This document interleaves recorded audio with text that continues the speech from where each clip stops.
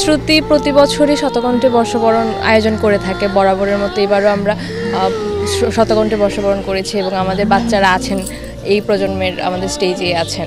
তো সারাদিন ব্যাপী আমাদের এই আয়োজনে আমরাও চাইবো যে সবাই আসুক, অনুপ্রেরণা পাক। বাঙালির প্রাণের উৎসব আমাদের এই পহেলা বৈশাখ। প্রথমত আজকে সবাইকে নববর্ষের শুভেচ্ছা। আমরা এখানে সপরিবারে আসছি, আমাদের বোনও আসছে, গান করবে, তারপরে আমরা সবাই পান্তা ইলিশে খাবো, ঘোরাঘুরি করব, সব কিছু মজা করব আজকের দিনে। আজকে বাঙালি জাতির জন্য একটা খুবই উৎসবের দিন। ছোটবেলা থেকে আসলে নববর্ষ নিয়ে অনেক এক্সাইটমেন্ট থাকে। তো এবার হচ্ছে গিয়ে শ্রুতিতে আমি জয়েন। ওয়ালটন আবারও মিলিনিয়ার অফারে ওয়ালটন ফ্রিজ কিনে আপনিও হয়ে যেতে পারেন মিলিয়নিয়ার।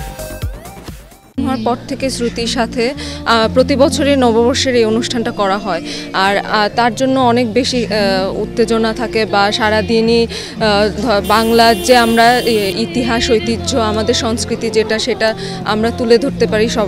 আমাদের ছোট যারা আছে তাদেরকেও আমরা জানাতে পারি।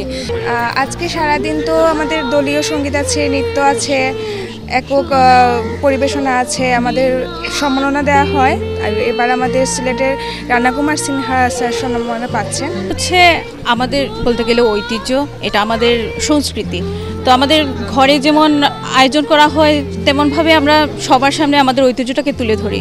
আর ছোট বাচ্চারা যারা এসব দেখে মানে যাতে ভবিষ্যতে তারাও করতে পারে, আমাদের পরে যাতে তারাও করতে পারে, সেজন্য আমরা সবাইকে নিয়েই আয়োজন করি। বিশেষ করে বাচ্চাদেরকে আমরা বেশি গুরুত্ব দিই। শ্রুতি বাচ্চাদেরকে এখানে যে শতকণ্ঠে হবে পহেলা বৈশাখ, বাচ্চাদের আনা হয়েছে যাতে তারা শিখতে পারে আমাদের দেখে, যাতে ভবিষ্যতে তারাও এটা করতে পারে। অনুষ্ঠান বিভিন্ন ধরনের গান বাজনা হওয়ার মাধ্যমে আমাদের যে বাউল গান বা হচ্ছে জারি গান, সারি গান, এই জিনিসগুলো আমরা সবার মাধ্যমে তুলে ধরে আমরা সবাইকে জানাতে পারি বা করতে পারি। তো এটা আসলে এই পহেলা বৈশাখটা আমাদের জন্য আসলে খুবই গুরুত্বপূর্ণ।